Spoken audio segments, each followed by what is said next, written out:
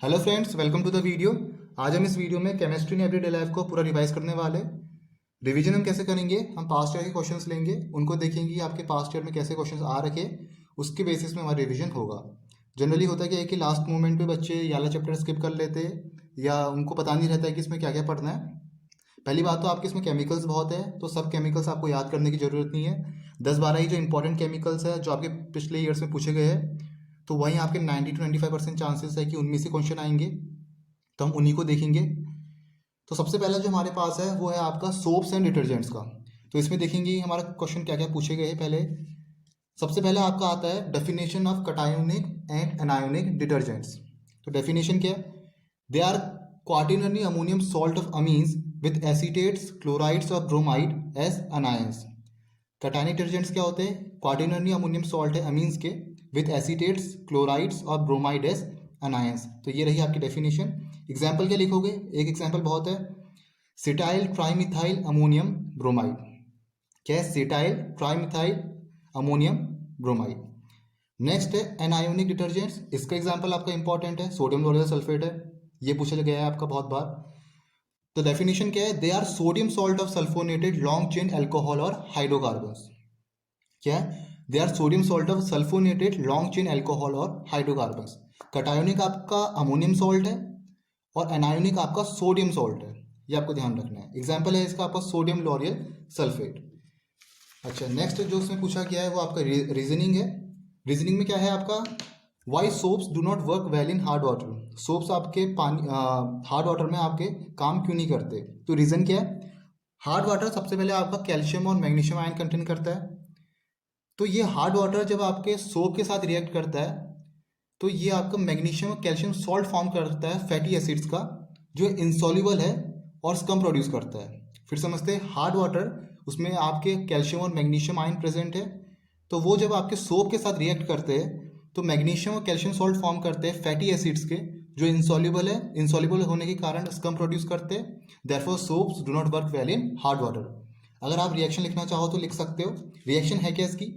Sodium stearate C17H35COO Na जब calcium chloride के साथ रिएक्ट करता है तो आपको NaCl मिलता है और एक इनसॉल्युबल स्टीरेट मिलता है।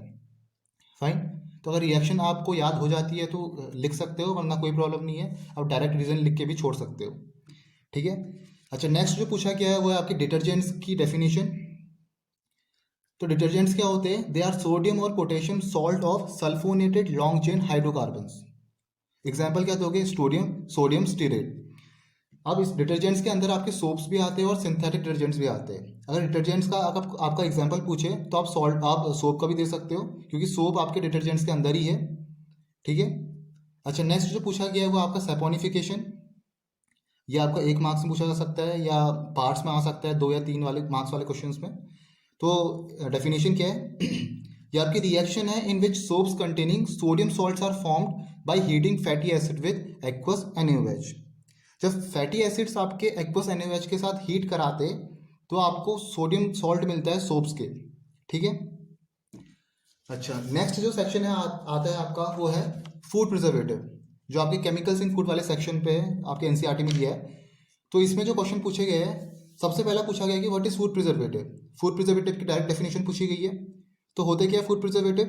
Chemicals which prevent the spoilage of food due to microbial growth are called food preservative. वो केमिकल्स जो आपके फूड स्पॉइलेज से आपको बचाते हैं due to microbial growth, that are called food preservative. Example क्या है? सोडियम बेंजोएट और NaCl। सोडियम बेंजोएट बहुत इंपॉर्टेंट एग्जाम्पल है आपका फूड प्रिजर्वेटिव का, इससे क्वेश्चन आते हैं। तो आप दो तीन एग्जाम्पल लिख सकते हो इसमें। अच्छा, नेक्स्ट जो क्वेश्चन है वो है आपका which of the following is a food preservative. अच्छा, अब इससे क्वेश्चन आता कैसे? आपको 4-5 केमिकल दे दिए होंगे, आपसे बोला जाएगा कि इनमें से बताओ कि फूड प्रिजर्वेटिव कौन है। जनरली आपका सोडियम बेंजोएट पूछा जाता है। ठीक है। तो मैंने आपके जितने भी फूड प्रिजर्वेटिव है वो लिखे हैं। टेबल सॉल्ट है आपका फूड प्रिजर्वेटिव, शुगर है, वेजिटेबल ऑयल है, सोडियम बेंजोएट हो गया, सॉल्ट ऑफ सॉर्बिक एसिड हो गया, सॉल्ट ऑफ प्रोपायोनिक एसिड हो गया। तो ये आपके टोटल फूड प्रिजर्वेटिव है। फाइन। नेक्स्ट आता है आपका स्वीटनिंग एजेंट्स। अच्छा, स्वीटनिंग एजेंट्स आपके बहुत है, वैसे 4-5 है, लेकिन 2 सबसे इंपॉर्टेंट है, वो है आपके अस्पार्टेम और सकारिन। अस्पार्टेम और सैकरिन आपके 2 most important artificial sweetening agents है। इससे क्वेश्चन आए हैं आपके। तो सबसे पहले आपकी डेफिनेशन पूछी जाती है, what is artificial sweetening agents. तो डेफिनेशन क्या है, those chemicals that give sweetness to the food but do not add any calorie to our body are called artificial sweetening agents. Example पूछा जाएगा तो अस्पार्टिम दे सकते हो, सैकरिन दे सकते हो। फाइन, सुक्रोलोज भी आपका एग्जाम्पल, एलिटिम भी है, लेकिन दो जो इंपॉर्टेंट है वो अस्पार्टिम और सैकरिन है। फाइन, चलिए नेक्स्ट क्वेश्चन जो पूछा गया है वो है, name the sweetening agent used in the preparation of sweets for a diabetic patient. तो वो स्वीटनिंग एजेंट्स कौन से, वो है आपके अस्पार्टिम और एलिटिम। ये दो आपके स्वीटनिंग एजेंट है which is used in the preparation of sweets for a diabetic patients. Next है स्टेबल एट कुकिंग टेम्परेचर वाला जो क्वेश्चन आया है, होगा क्या, आपको तीन केमिकल्स दे दिए होंगे, तीन स्वीटनिंग एजेंट्स दे दिए होंगे, बोला जाएगा कि इनमें से कौन सा स्टेबल है कुकिंग टेम्परेचर में। तो अस्पार्टिम दिया होगा, एलिटिम दिया होगा, सुक्रोलोज दिया होगा। तो आपका सुक्रोलोज बेस्ट है कुकिंग टेम्परेचर के लिए, ठीक है। अच्छा, नेक्स्ट है आपका रीजनिंग जो आई है वो है आपका, aspartame is limited to cold food and drinks only, give reason. आपको ऐसा क्वेश्चन आ सकता है। तो क्यों आपका अस्पार्टिम लिमिटेड है कोल्ड फूड और ड्रिंक्स के लिए, क्योंकि अनस्टेबल है आपके हाई टेम्परेचर में। Due to unstable at high temperature aspartame is limited to cold food and drinks only, ठीक है। अब नेक्स्ट जो सेक्शन आता है वो आता है आपका ड्रग्स वाला। सबसे पहले आता है इसमें एंटासिड। सबसे पहले क्वेश्चन वही है कि व्हाट आर एंटासिड्स, क्या होते हैं antacids, substances which are helpful in removing the excess acid and raise the pH to appropriate level in stomach are called antacid. Those substances which are helpful in removing the excess acid and raise the pH to appropriate level in stomach are called antacid. दो important example कौन से है इसके, वो है आपके रेनिटिडाइन और histamine. ये दो इंपॉर्टेंट एग्जाम्पल है, तो आपको और याद करने की जरूरत नहीं है, यही दो इंपॉर्टेंट है आपके, रेनिटिडाइन और हिस्टामिन, ठीक है। तो आप याद करके जाना है बिल्कुल। अच्छा, नेक्स्ट आपका पूछ लेता है कि यूज ऑफ रेनिटिडिन की कहाँ यूज किया जाता है, तो आप बोल सकते हो कि it is used as an antacids. Antacids के आपके फैमिलीज में आते हैं तो सीधा लिख सकते हो कि it is used as an antacids, ठीक है। अच्छा, नेक्स्ट पूछा गया आपका क्वेश्चन प्रीवियस ईयर पे, वो है कि write the name of antacid which is often used as a medicine. तो कौन सा आपका एंटासिड है, वो है आपका रेनिटिडिन। तो अभी कहना कि आपके यही दो इंपॉर्टेंट है, जनरली यही पूछे गए आपके क्वेश्चन इससे, पहले केमिकल से। तो कौन सा वो है एंटासिड जो आपके मेडिसिन में यूज किया जा सकता है, वो आपका रेनिटिडिन, ठीक है। नेक्स्ट है एंटीसेप्टिक। अब एंटीसेप्टिक डेफिनेशंस क्या है, those chemicals which prevent the growth of micro organism are called antiseptics. वो केमिकल्स जो प्रिवेंट करते हैं growth of micro organism are called antiseptic. दो इंपॉर्टेंट एग्जांपल्स कौन से, डेटॉल हो गया और बेथनॉल हो गया, ठीक है। ये आपके दो इंपॉर्टेंट एग्जाम्पल है, डेटॉल और बेथनॉल। फाइन, नेक्स्ट जो क्वेश्चन पूछा गया है, name the main constituents of Dettol. Dettol के मेन कॉन्स्टिट्यूएंट्स बताओ। तो कौन से आपके, क्लोरोजाइलिनॉल एंड अल्फा टेरिपिनॉल। ये भी आपका बहुत कुछ बार क्वेश्चन पूछा गया है कि मेन कॉन्स्टिट्यूएंट डेटॉल के वो है आपका क्लोरोजाइलिनॉल और अल्फा टेरिपिनॉल, ठीक है। नेक्स्ट आता है आपका डिसइंफेक्टेंट। डिसइंफेक्टेंट क्या होते हैं, those chemicals which prevent the growth of micro organism but are harmful for living tissues. वो केमिकल्स जो माइक्रो ऑर्गेनिज्म की ग्रोथ को तो रोकते हैं लेकिन हार्मफुल है लिविंग टिश्यूज के लिए, लाइक ह्यूमन बींग्स, एनिमल्स के लिए ये हार्मफुल है। तो कौन कौन से वो है, ब्लीचिंग पाउडर, या आप कह सकते हो 0.9 या 1% ऑफ फिनॉल। ये दो आपके इंपॉर्टेंट एग्जाम्पल्स है। अब मैं जो एग्जाम्पल आपके यहाँ लिखा रहा हूँ वहीं आप याद करके जाना, आपको एक्स्ट्रा एग्जाम्पल और याद करने की जरूरत नहीं है, क्योंकि आपके इसी से क्वेश्चन आ रहे हैं।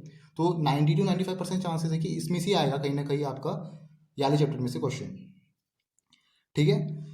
नेक्स्ट है, पूछा गया है, name a substance that can be used as a antiseptic as well as disinfectant. वो सब्सटेंस बताओ जो आपका एंटीसेप्टिक की तरफ यूज हो सकता है या डिसइंफेक्टेंट की तरफ यूज हो सकता है।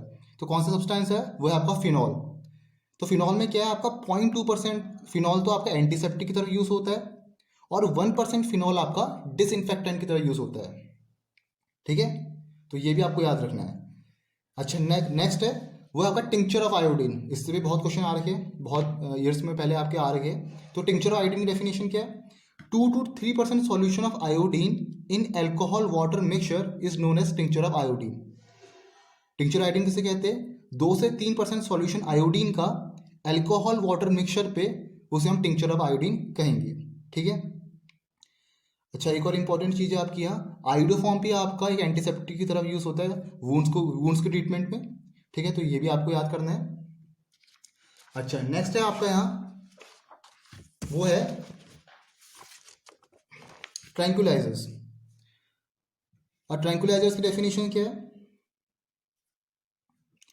Drugs which reduces the anxiety and produce a feeling of well-being are known as tranquilizers। वो ड्रग्स जो रेड्यूस करते हैं एंजाइटी या प्रोड्यूस करते हैं feeling of well being are called tranquilizers. Example क्या है आपका? इक्वानिल, ठीक है, एक एग्जांपल आपका बहुत है इसमें। नेक्स्ट आपका एनाल्जेसिक्स। एनाल्जेसिक्स क्या होते हैं? Chemicals which are use to relieve pain are called analgesics.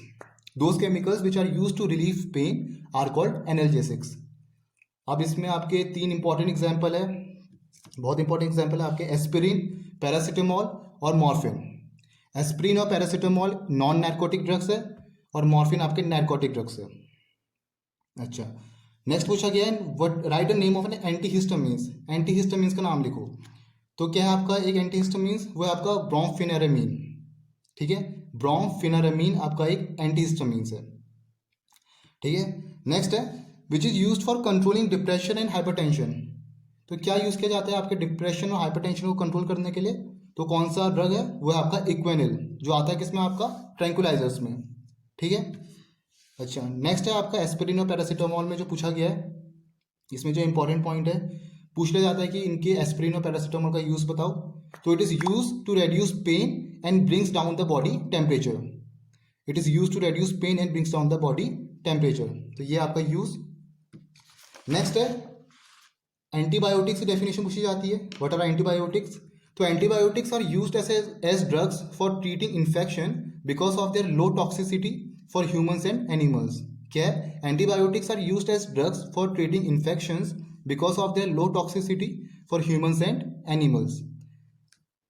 अब आते आपके दो ब्रॉड स्पेक्ट्रम और नैरो स्पेक्ट्रम एंटीबायोटिक्स। क्या क्या होते हैं? ब्रॉड स्पेक्ट्रम क्या होते हैं? Antibiotics that kill a wide range of gram positive and gram negative bacteria are called broad spectrum. वो एंटीबायोटिक्स जो किल करते हैं a wide range of gram positive and gram negative bacteria, वो आपके broad spectrum है। और narrow spectrum क्या है? Antibiotics which are used against only for gram positive या ग्राम नेगेटिव बैक्टीरिया के लिए, वो आपके नैरो स्पेक्ट्रम है, जो आपके अगेंस्ट में यूज होते हैं ग्राम पॉजिटिव या ग्राम नेगेटिव बैक्टीरिया के लिए। तो ब्रॉड स्पेक्ट्रम के आपका एग्जाम्पल क्या है? वो है आपका क्लोरामफेनिकोल, ये आपका मेन एग्जाम्पल है। अब ये यूज़ किस में किया जाता है? टाइफाइड में, एक्यूट फीवर पे, निमोनिया में आपका क्लोरामफेनिकोल यूज़ होता है, ठीक है। नैरो स्पेक्ट्रम का इंपॉर्टेंट एग्जाम्पल कौन सा है? आपका पेनिसिलिन, ठीक है। आप एक ही एग्जाम्पल याद करो, बहुत है। नेक्स्ट है आपका anti fertility drugs. Anti fertility drugs क्या होता है? Drugs which help in controlling the birth of the child are called anti fertility drugs. तो मेन जो इसमें एक ड्रग्स जो इंपॉर्टेंट है, जो प्रीवियस ईयर्स में भी आई है, वो है आपकी नॉरएथिनड्रोन। तो नॉरएथिनड्रोन आपकी ये एंटी फर्टिलिटी ड्रग्स है, जो आपको याद करनी है। एक ही है, एक ही याद करो आप, ठीक है। तो ये था आपका एंटी फर्टिलिटी ड्रग्स। तो ये आपके टोटल जितने भी है, ये केमिस्ट्री एवरीडे लाइफ के केमिकल्स वगैरह हो गए या सोप से डिटर्जेंट से जितने भी रिलेटेड क्वेश्चंस हो गए, तो ये आपके प्रीवियस ईयर्स में आए हैं। तो hope you like the video. Thank you for watching the video.